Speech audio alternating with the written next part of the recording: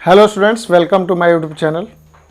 आज के वीडियो में हम लोग स्टडी करने वाले हैं श्वेत रक्त कोशिका और रक्त पट्टिकाणु यानी white blood cells and blood platelets. तो पिछले वीडियो में आपने देखा था कि मैंने आपको बतलाया था आरबीसी यानी रेड ब्लड सेल्स।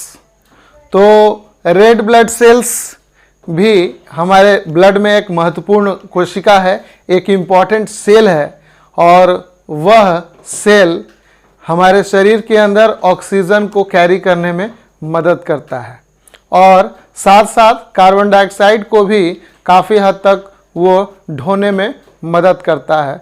परंतु आरबीसी का एफिनिटी ऑक्सीजन के साथ ज़्यादा होता है। तो ये बातें हम लोगों ने पिछले वीडियो में स्टडी की थी।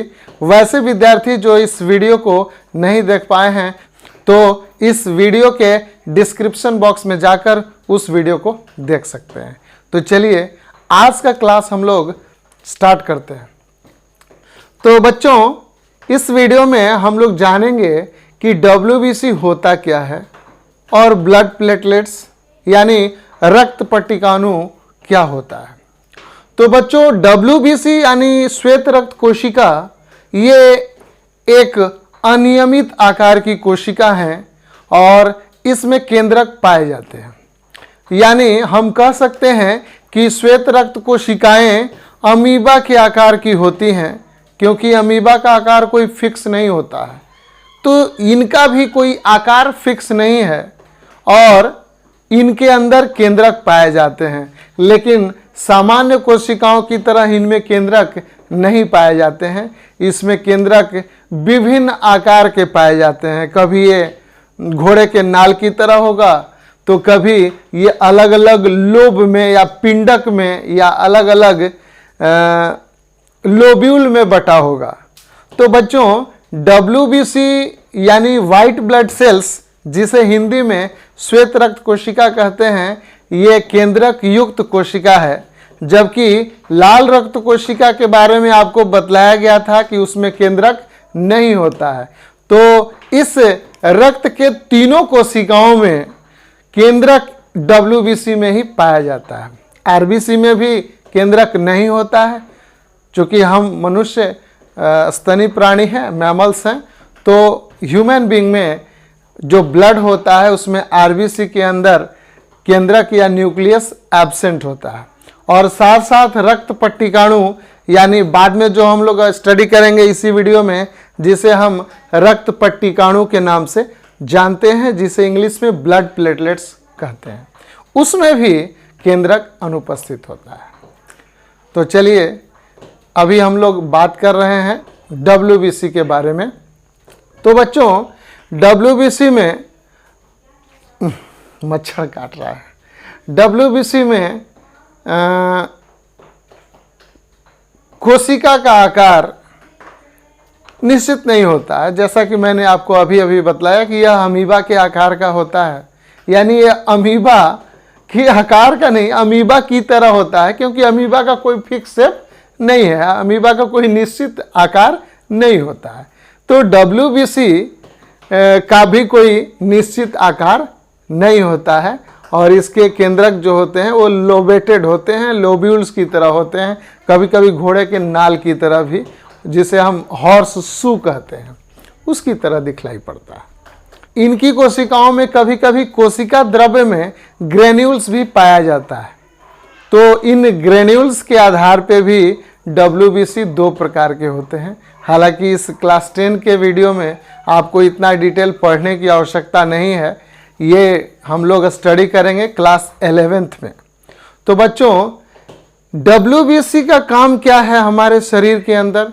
तो डब्ल्यूबीसी का काम यही है कि यह हमारे शरीर के अंदर एंटीबॉडी बनाता है। यानी हमारे बॉडी के अंदर कोई भी फॉरेन सब्सटेंस, कोई भी बाहरी कण हमारे शरीर के अंदर प्रवेश करता है तो डब्ल्यूबीसी उस फॉरेन पार्टिकल को, उस बाह्य कणों को मारने का काम करते हैं और उसके खिलाफ, उसके अपोजिट में एंटीबॉडी का निर्माण करते हैं। तो डब्ल्यूबीसी हमारे शरीर के अंदर विभिन्न प्रकार के बीमारियों से हमें बचाता है और यह बाहरी कणों को मारने का काम करते हैं। यानी हम ये कह सकते हैं कि हमारे शरीर के अंदर WBC एक फाइटर का काम करता है, एक सोल्जर का काम करता है, एक सिपाही का काम करता है। तो ये हमारे शरीर के अंदर हमेशा फाइट करते रहता है, जर्म्स से फाइट करता है, माइक्रोब से फाइट करता है। तो बच्चों हम ये कह सकते हैं कि WBC हमारे शरीर को सुरक्षा प्रदान करता है। किससे सुरक्षा प्रदान करता है? तो बीमारियों से, विभिन्न प्रकार के डिजीज से। ठीक है बच्चों, तो WBC का जो टोटल काउंट है वो कितना होता है? तो WBC का टोटल काउंट जो होता है वो 6000 से लेकर 8000 तक होता है। यानी हम कह सकते हैं 6000 to 8000 mmQ, यानी 6000 to 8000 cc/mm पर क्यूबिक mm, उसको पर क्यूबिक mm कहते हैं। ठीक है, तो हम लोग जान लिए कि WBC यानी श्वेत रक्त कोशिका होता क्या है। श्वेत रक्त कोशिका का जो अनुपात है RBC की तुलना में करें तो RBC अगर 600 है, RBC और WBC के अनुपात की तुलना करें बच्चों, तो अगर RBC 600 की संख्या में है तो WBC केवल 1 होगा।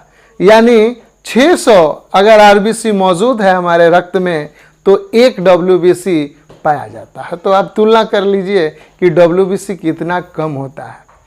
और RBC हमारे बॉडी के अंदर 5 मिलियंस होता है, तो 5 मिलियंस और यहाँ 6 से 8000 पर क्यूबिक mm की बात हो रही है, तो WBC कम होता है।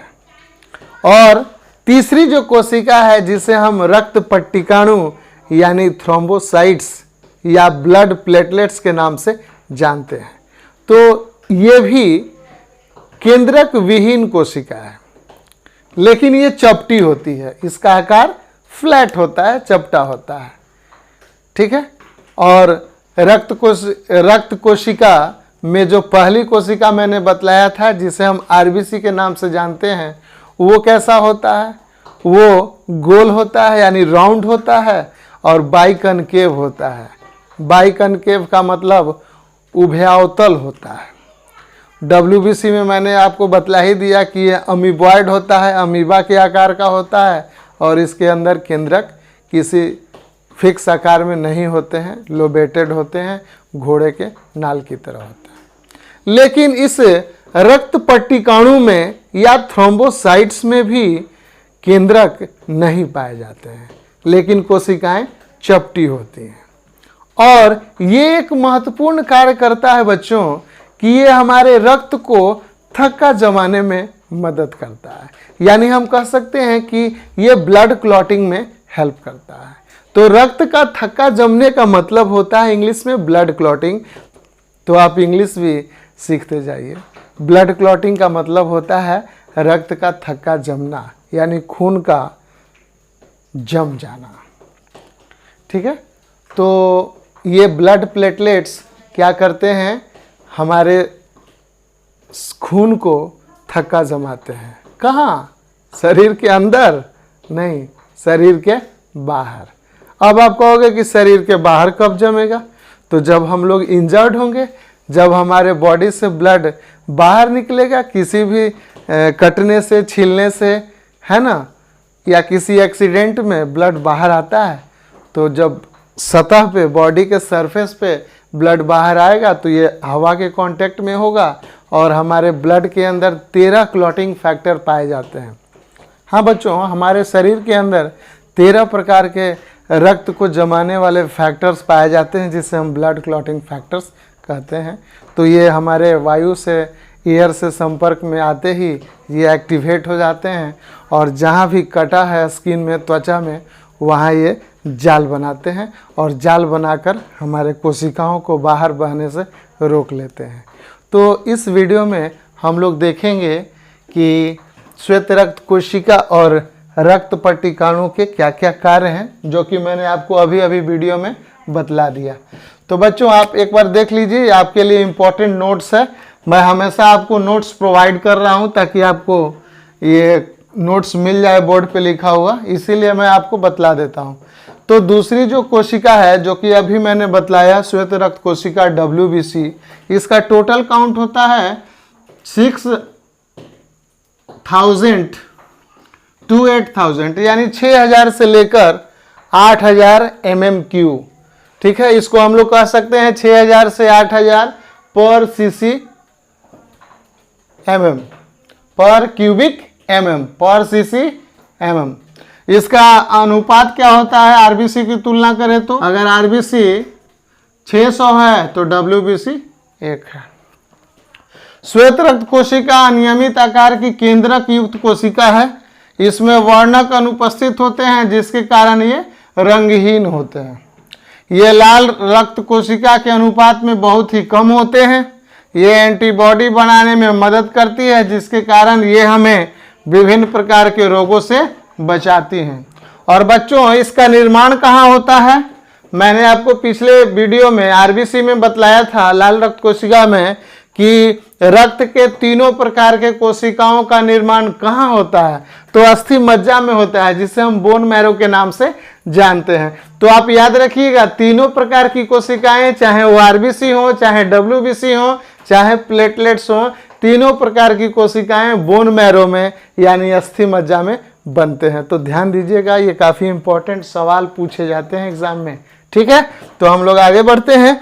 तीसरा जो कोशिका है जिसे हम रक्त पट्टिकाणु या थ्रोम्बोसाइट्स या ब्लड प्लेटलेट्स के नाम से जानते हैं। और बच्चों, इसकी संख्या अधिक होती है, आरबीसी से ज़्यादा तो नहीं होती है, लेकिन ये WBC से अधिक होती है। ये करीब करीब 1.5 लाख से 3.5 लाख पर क्यूबिक mm पाया जाता है। ठीक है, ये चपटी और केंद्रक विहीन कोशिका है, यानी विदाउट न्यूक्लियस। ये भी अस्थि मज्जा में बनते हैं। इनका जीवन काल कितना है बच्चों? 1 सप्ताह।